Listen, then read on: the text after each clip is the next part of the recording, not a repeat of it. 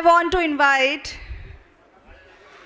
अब मैं आमंत्रित करूंगी एक ऐसे प्रशासक को जिनका काम सिर्फ दफ्तरों तक सीमित नहीं है बल्कि जमीन पर दिखता है।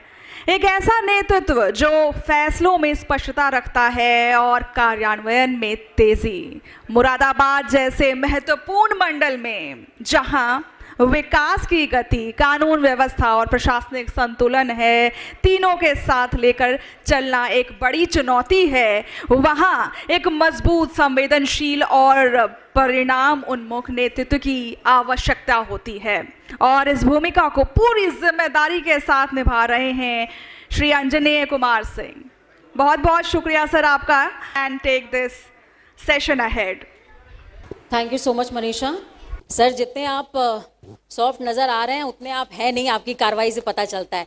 देखिए मुरादाबाद जो है वो पीतल के लिए फेमस है और पीतल की एक खासियत है, मंदिर से लेकर आपके मोबाइल के चिप तक हर जगह पीतल है। और उत्तर प्रदेश से लेकर सिक्किम तक हर जगह आंजनेय कुमार। सर शुरुआत में इसके साथ करूंगी कि जो आपका मूल कैडर है सिक्किम, वहाँ 8 साल, यूपी में आप 10 साल पूरे कर रहे हैं, अपने घर में कैसा लग रहा है? लोग जहाँ पे पले बड़े होते हैं, तैयारी करते हैं यूपीएससी के लिए, सबके अपने अपने रणनीति होती है, सपने होते हैं, उससे आप अपनी स्थानीयता को अलग नहीं कर सकते। तो जाहिर सी बात है कि जब तैयारी हम कर रहे होते हैं तो हमारा परिवेश बहुत कुछ उसको गाइड कर रहा होता है कि आप अपने परिवेश के लिए क्या कर सकते हैं। अपने प्रदेश के लिए सर्व करना मेरे लिए बहुत बड़ी खुशकिस्मती है कि मैं कर पा रहा हूँ, मेरे लिए बड़ी एक गौरव की बात है। और जब भी मैं कार्य करता हूँ तो हमेशा मेरे ध्यान में रहता है कि मैं अपने प्रदेश के लिए कार्य कर रहा हूँ, और वो जो यूपीएससी के लिए एग्ज़ामिनेशन देने से पहले या उसके लिए तैयारी करने से पहले जो मन में था वो हमेशा रहता है। प्रयास करते हैं कि जितना अपना बेहतर है वो दे पाए। मेरे लिए बड़े गौरव की बात है। लेकिन मैंने जितनी रिसर्च करी है मुझे पता चला है कि आप पत्रकार बनने वाले थे, फिर आपने यूपीएससी की प्रिपरेशन कर ली और आज मैं आपका इंटरव्यू ले रही हूँ। मैं उसके पहले टीचर भी बनने के लिए प्रयासरत था। क्या होता है जब आप अपने अध्ययन के क्रम में होते हैं तो अध्ययन के क्रम में बहुत बार आपकी प्राथमिकताएं बदलती हैं। मेरा जो ध्येय था सदैव से अपने समाज के लिए कुछ करने का था। ऐसा जाहिर सी बात है कि सारे लोग अपने लिए लाइवलीहुड चुनते हैं कि आप अपनी रोजी रोज़गार की भी बात करते हैं, पर उसके साथ साथ एक बात दिमाग में होती है कि आप कोई ऐसा साधन चुने जिससे समाज के लिए भी कुछ कर पावे। तो मेरे लिए ध्येय हमेशा यही रहा कि मैं ऐसा प्रोफेशन चुनूं जिससे मैं ज़्यादा से ज़्यादा लोगों के लिए कुछ कर पाऊँ। और शायद यही वजह थी कि पहले अध्यापन मेरे दिमाग में था, फिर मैंने पत्रकारिता को भी अपने ध्येय में शामिल किया। फिर संयोग ऐसा आया कि आज मैं प्रशासनिक सेवा में हूँ और सब संयोग है, एक सुअवसर है मेरे लिए कि मैं इसमें बेहतर कर सकूँ। सुअवसर तो है, लेकिन आंजनेय कुमार में ऐसी क्या खासियत है कि वो आते तो अखिलेश जी के कार्यकाल में हैं और फेवरेट वो योगी जी के बन जाते हैं? कुछ तो है ऐसा जादू। देखिए, अधिकारी के लिए उसका कार्य ज़्यादा महत्वपूर्ण होता है। हमारे लिए ये इम्पॉर्टेंट नहीं है कि हम कहाँ और कब कैसे काम कर रहे हैं। असल चीज़ ये है कि आप अपने प्रोफेशन के प्रति दृढ़ता के साथ काम कर रहे हैं कि नहीं, उसके साथ न्याय कर पा रहे हैं कि नहीं। और एक अधिकारी अगर अपने प्रोफेशन के प्रति सजग होकर कार्य करता है तो निश्चित रूप से उसका जो फीडबैक है वो पब्लिक को भी मिलता है। मैं अपने कार्य की एनालिसिस खुद नहीं कर सकता। वो जहाँ जहाँ मैंने सर्व किया है, जहाँ मैं सर्व कर रहा हूँ, जहाँ अभी मैं काम कर रहा हूँ, वहाँ के लोग बेहतर कर सकते हैं, वहाँ के लोग बेहतर अंदाजा लगा सकते हैं। तो विभिन्न सरकारों में काम करने का अवसर मुझे मिला है और सभी जगह मैंने उसी तरीके से काम किया है जैसे आज मैं कर रहा हूँ। और मैं इस मामले में फिर अगेन सौभाग्यशाली हूँ कि मुझे हमेशा अब जिस तरीके से मैं काम करता हूँ उस तरीके से काम करने की स्वतंत्रता भी मिली है। आपने कहा कि मैंने जहाँ काम किया है वहाँ के लोग बेहतर अंदाज़ा लगा सकते हैं कि मैंने काम कैसा किया है, तो क्या आज़म खान जी से पूछा जाए अब कि आपने काम कैसा किया है? देखिए, आप वो किसी से भी पूछ सकते हैं। मैंने रामपुर से पहले फतेहपुर में अपनी सेवाएं दी थी। उसके पूर्व में ददेन कॉमर्शियल टैक्स और बाद में जीएसटी हुआ। फतेहपुर के 8 महीने बाद ही आपको रामपुर दे दिया गया 8 से 9 महीने बाद ही। देखिए, वो तो सरकार का निर्णय होता है कि हम कहाँ कब कैसे काम करेंगे, ये सरकार के निर्णयाधीन होता है। हमारा काम है जो ड्यूटी दी जाए। लेकिन सर ऐसा बहुत कम होता है कि किसी अधिकारी के लिए केंद्र को चिट्ठी लिखी जाए और बकायदे उसे मांगा जाए और 7 बार उसका डेपुटेशन हो जाए, ये तो बहुत कम होता है सर। इस मामले में भी मैं अपने आप को सौभाग्यशाली ही समझता हूँ। शायद मैं इसको डिप्लोमेटिक आंसर की तरह देखूं? नहीं, एकदम स्पष्ट आपसे कह रहा हूँ।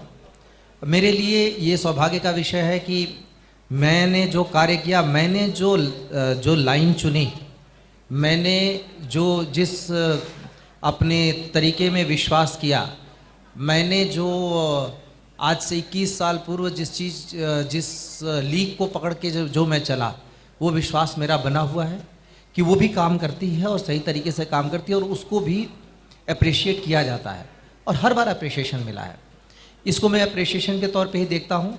एक ऐसी चीज़ जो आप अगर करते हैं, आपका अगर उसमें विश्वास है कि आप बेहतर करते हैं, आप पब्लिक के लिए करते हैं, तो उसको अप्रिशिएट किया जाता है। बहुत समय पहले मुझसे किसी ने पूछा था कि एक तरफ 10% सारे प्रभावशाली लोग हैं, एक तरफ 90% की जनता है और आप अगर एक अधिकारी के रूप में सर्व कर रहे हैं तो आपका झुकाव किस तरफ रहेगा? और मैंने जवाब दिया था 90% की जनता की तरफ, क्योंकि यही मेरा मैंडेट है। तो स्पष्ट है कि एक आपकी धारणा होती है, एक आपका विश्वास होता है।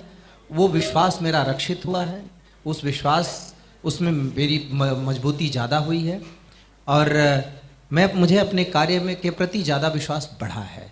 इसको आप इस तरीके से देख सकते हैं कि जब भी आप अलग परिवेश में, अलग वातावरण में, अलग नियंत्रण में काम करते हैं और उसके बावजूद अगर आपको हर जगह जब आपके कार्य को स्क्रूटिनाइज किया जाता है और आपको ठीक पाया जाता है, ऐसा नहीं कह रहा कि मैं सबसे बेहतर हूँ, मुझसे बेहतर बहुत सारे लोग पड़े हैं जो सिर्फ इसलिए नज़र में नहीं आए कि वो शायद उतने ज़्यादा हाईलाइटेड नहीं हुए, लाइमलाइट में नहीं आए, लेकिन जब उसको अप्रिशिएट मतलब उनमें से किसी ने आजम खान को जेल नहीं पहुंचाया। ये देखिए एक दृष्टिकोण है। हाँ, क्या होता है कि जब कोई आप कार्य करते हैं, मैं हमेशा इसको ऐसे अच्छा मुझे ये बता दीजिए, यहाँ से ये बात कहीं नहीं जाएगी, हमारे आपके बीच में रहेगी?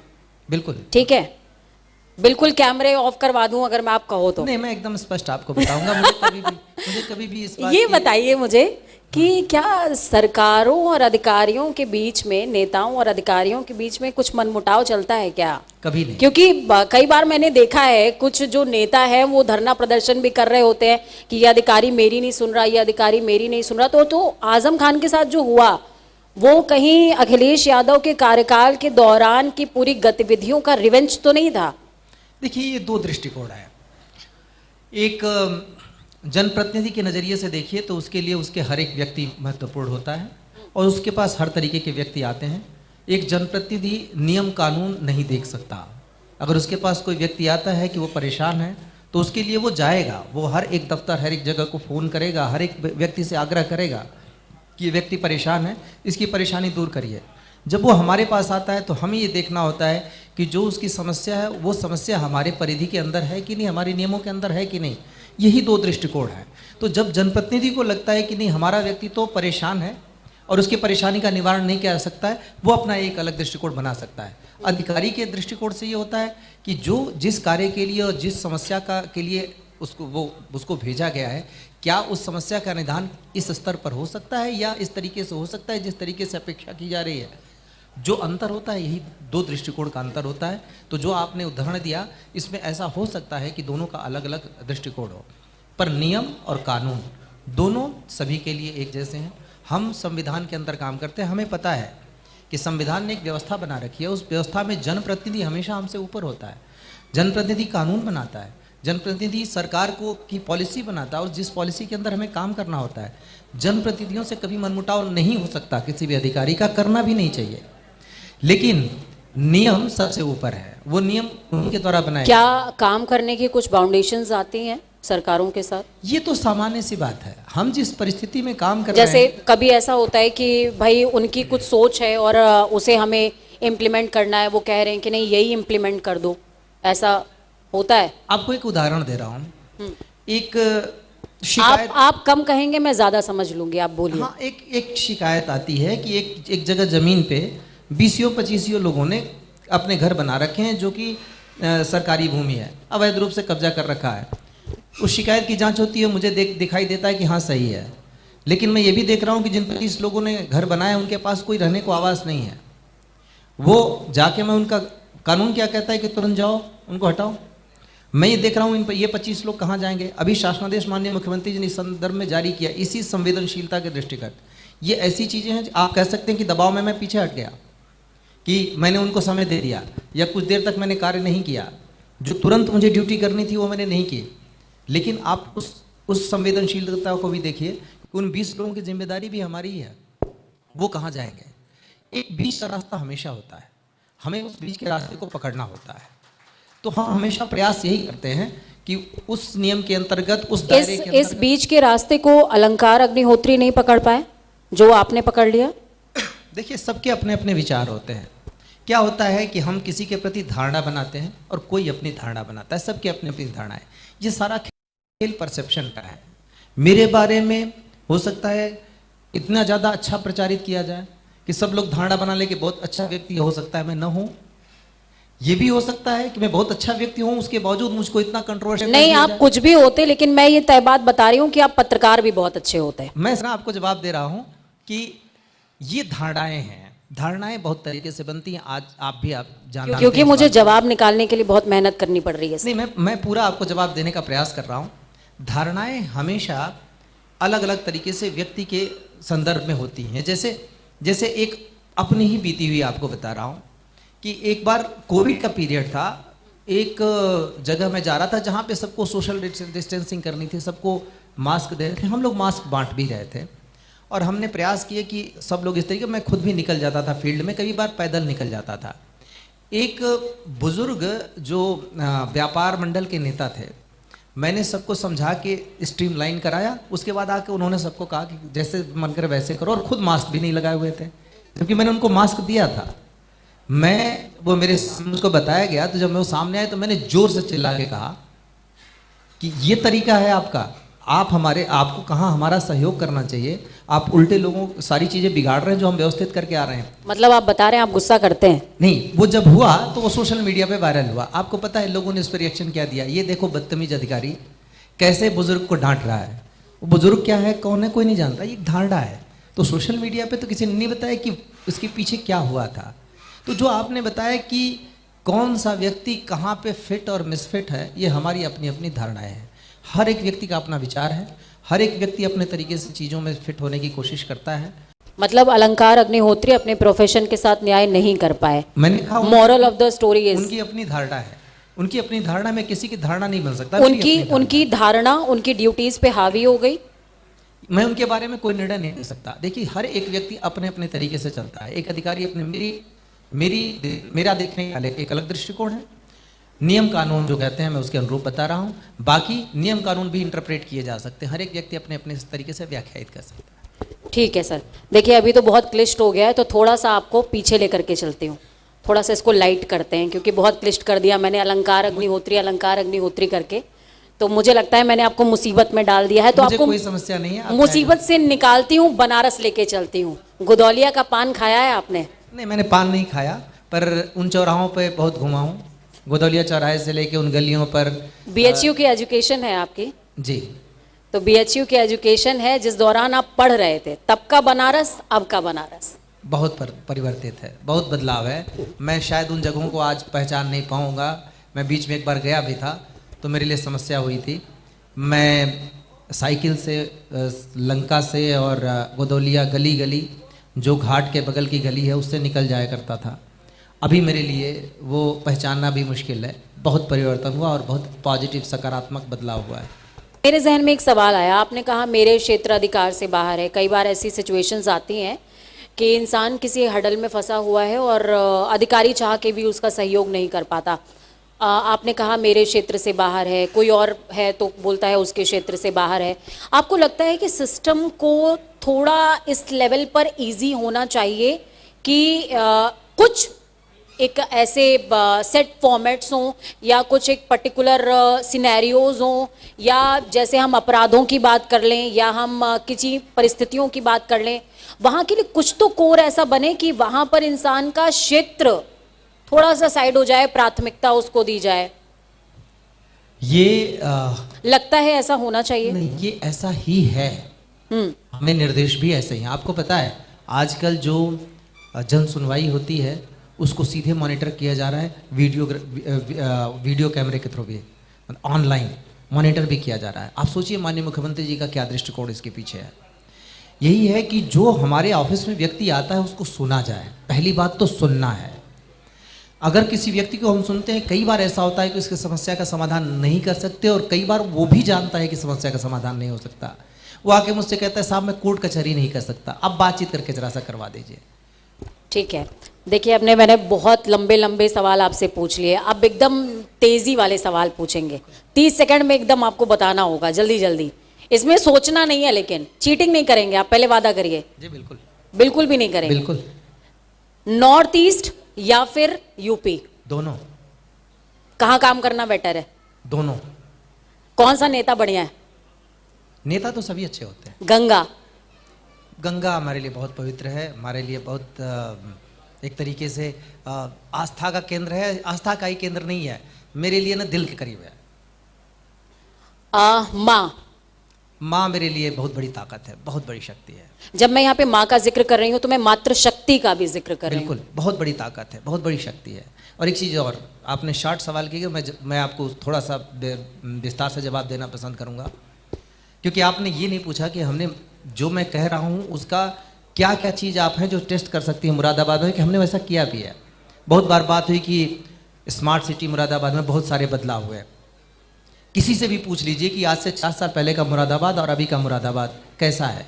आपने माँ की बात की, मातृशक्ति के लिए आप जाके देखिए जितने हाईवे पे पेट्रोल पंप हैं उन सब पे जो वुमेन टॉयलेट है आपको बेटर कंडीशन में मिलेगा। सिर्फ इतना ही, हमने वह सैनिटरी पैड की व्यवस्था कराई सिर्फ इसीलिए, क्योंकि मैंने देखा है कि जब महिलाएं ट्रैवल कर रही होती हैं ज़्यादातर पानी नहीं पीती। सर बहुत बड़ा इशू है और क्योंकि उनको हाइजीनिक टॉयलेट नहीं मिलेगा।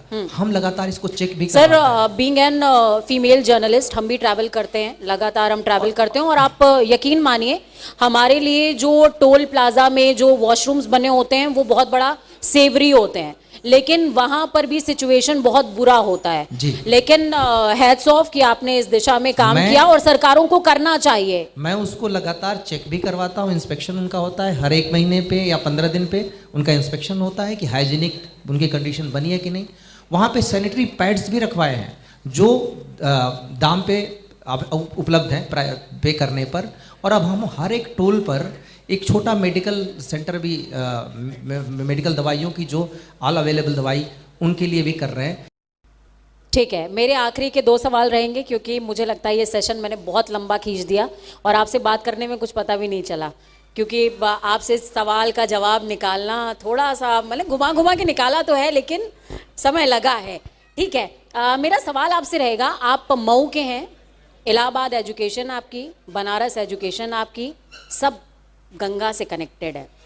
तो आंजनेय कुमार जब गंगा जी के किनारे बैठते हैं, ये मेरा व्यक्तिगत सवाल है, मुझे भी गंगा जी से बहुत प्रेम है, जब गंगा किनारे बैठते हैं आंजनेय कुमार तो सबसे पहला ख्याल एक छोटे आंजनेय कुमार का, आपका नहीं, आप जब बचपन में थे, उसका क्या आता है? देखिए, मैं स्वभाव से और बल्कि मेरा यूपीएससी में एक विषय भी दर्शन शास्त्र था, तो थोड़ा सा फिलोसॉफिकल नेचर है। और जाहिर सी बात है गंगा जी के किनारे जाके आप फिलोसॉफिकल न हो जाएं या आप डिप्लोमेटिक मत करिए इसे। नहीं, मैं एकदम डिप्लोमेटिक नहीं हो रहा हूँ, वैसा ना हो जाए। आप अपने उन जिन जगहों पर, एक होती है आपकी जन्मभूमि, एक होती है जहाँ पे आप अध्ययन करते हैं, एक होती है आपकी कर्मभूमि, उस पर न खोएं और फिर उसको बेहतर करने का ख्याल ना आवे। ये ऐसा हो नहीं सकता। हमने आपको पता है यहाँ पर कुंभ के बाद सबसे बड़ा जो जमावड़ा होता है गंगा जी के किनारे वो है तिगरी में, और इस बार माननीय मुख्यमंत्री जी भी आए थे तिगरी में, और उस मेले को दोनों तरफ लगता है हापुड़ और अमरोहा दोनों को जोड़ने के लिए कहा था, और जिस पे प्रयास भी चल रहा है। पर उसके पूर्व भी हमने 2-3 प्रोजेक्ट्स, यहाँ पे रामसर साइट भी है, पूरे प्रयास कर रहे हैं कि बिजनौर से लेके और या हमारे पूरे एरिया में गंगा जी जहाँ तक बहती हैं, आपको पता है पहली बार पूरे मंडल की नदियों का हमने की गणना की है। पहली बार आप पता कर लीजिएगा कि ज़्यादातर नदियों का जीर्णोद्धार शुरू कराया है और वाटर बॉडीज़ को वापस रिगेन करने के लिए प्रयास चल रहा है। तो हमने नक्शे पे पहली बार उन नदियों को लेके आया जिसको बुजुर्ग तो जानते हैं, अभी नए लोग तो जानते भी नहीं। हो सकता है कि कुछ जगहों पर हो, सवाल स्किप कर दिया आपने मेरा। नहीं, मैं एक सवाल पे आ रहा हूँ। तो ये प्राणदायिनी है और माँ गंगा तो उन सब के लिए, उन सब में एकदम माँ है। तो मेरे लिए तो बहुत बड़ी चीज़ है वो। एक समझिए प्रेरणा जो स्रोत है। मैं अपना बताती हूँ। मैं जब गंगा जी के किनारे बैठती हूँ तो मुझे ये भाव आता है कि गंगा जो है वो ये है कि संवर्धित करती हैं, और जब कोई अपनी हद भूल जाए, वहाँ निर्माण करने लग जाए तो प्रलयंकारी हो जाती हैं। तो मुझे गंगा जो है वो मातृत्व शक्ति का अभूतपूर्व स्रोत नजर आती है। तो वैसे आंजनेय कुमार को क्या नजर आता है उससे? सिर्फ गंगा ही क्यों, आप देखें ना, प्रकृति को कहा जाता है प्रकृति स्त्री तत्व है। प्रकृति ही स्त्री तत्व है। पूरी प्रकृति को आप देखिए तो प्रकृति के दायरे को तोड़ता है, प्रकृति उसको बैलेंस करती है। माँ गंगा तो उसी का हिस्सा है। तो हमारे यहाँ कहा गया है कि पुरुष और प्रकृति इन दोनों के मेल से सृष्टि उत्पन्न हुई, और ये जितने भी धर्म है वो सब मानते हैं कि ईश्वर ने इन्हीं दोनों के रूप में रिफ्लेक्ट किया। तो प्रकृति तो सबसे महत्वपूर्ण तत्व है। तो जो आपने कहा उसमें समाहित है।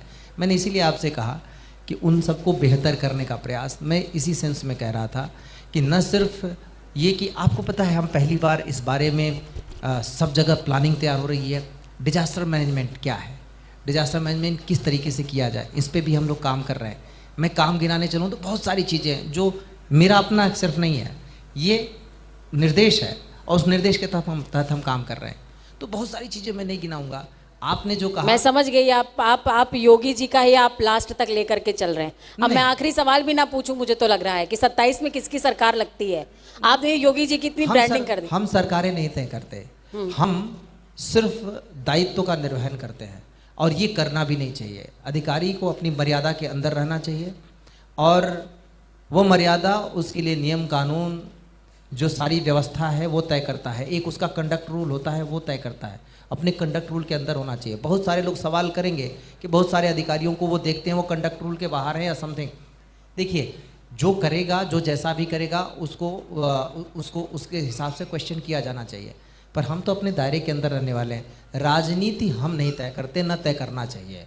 राजनीति को राजनीति तय करती है। आप प्रदेश तय करते हैं, आप तस्वीर तय करते हैं, तस्वीर की तासीर तय करते हैं। हम सिर्फ ये तय करते हैं कि जो एग्जीक्यूशन है, जिसकी जिम्मेदारी है, वो सही ढंग से पूरी हुई है कि नहीं, और सिर्फ इतना ही। आखिरी सवाल मेरा रहेगा, जो बच्चे आपको सुन रहे हैं, जो IAS PCS बनना चाहते हैं, जो आंजनेय कुमार बनना चाहते हैं, या कोई भी IAS ऑफिसर वो बनना चाहते हैं, या कोई भी अधिकारी बनना चाहते हैं, भविष्य में वो कुछ भी होना चाहते हैं, एक चीज वो और उनके पेरेंट्स क्या फॉलो करें? भगवान कृष्ण ने गीता में कहा, कर्मण्येवाधिकारस्ते मां फलेषु कदाचन। इसका अक्सर अर्थ लगाया जाता है कि तुम कर्तव्य करो, फल की चिंता न करो। ऐसा नहीं है। उसका अर्थ ये है कि कर्तव्य करना तुम्हारे हाथ में है, अपने कर्तव्य पर अड़े रहो। और यहीं पे हमें मर्यादा पुरुषोत्तम भगवान राम का चरित्र सामने आता है, जिन्होंने अपने कर्तव्य, चाहे वो पुत्र के रूप में हो, चाहे राजा के रूप में हो, चाहे इवन शत्रु के रूप में हो, इवन पिता के रूप में हो, हर एक जगह उन्होंने अपने कर्तव्य का निर्वहन किया। परिणाम क्या हुए वो अलग अलग विषय है। तो जब भगवान कृष्ण ने कहा, वो सबके लिए लागू होता है कि अपने कर्तव्य पर पूरी तरह आप जुटे रहिए। जिस तरह से एकलव्य एक उदाहरण है कि एकलव्य ने अपनी प्रैक्टिस से इतना बेहतर किया कि उसको अर्जुन से बेहतर धनुर्धर एक बार द्रोणाचार्य भी मानने के लिए उनको बाध्य होना पड़ा।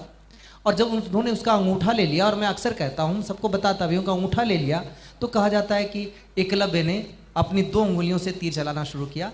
आज आप तीरंदाजी की प्रतियोगिता देख लीजिए, इसी तरीके से तीर चलाया जाता है। ये एकलव्य का बहुत बड़ा सम्मान है। शायद कर्तव्य पर अपने रहना, लगातार उसका अभ्यास, अनुशासन, और सबसे बड़ी बात है कि जब भगवान लक्ष्मण ने माँ सीता के लिए लक्ष्मण रेखा खींची थी, तो वो पूरे समाज के लिए लक्ष्मण रेखा खींची थी। सबकी अपनी लक्ष्मण रेखा है, अपनी लक्ष्मण रेखा का उल्लंघन कोई न करे, उल्लंघन करेगा तो निश्चित रूप से उसका परिणाम गलत होगा। इंडिया।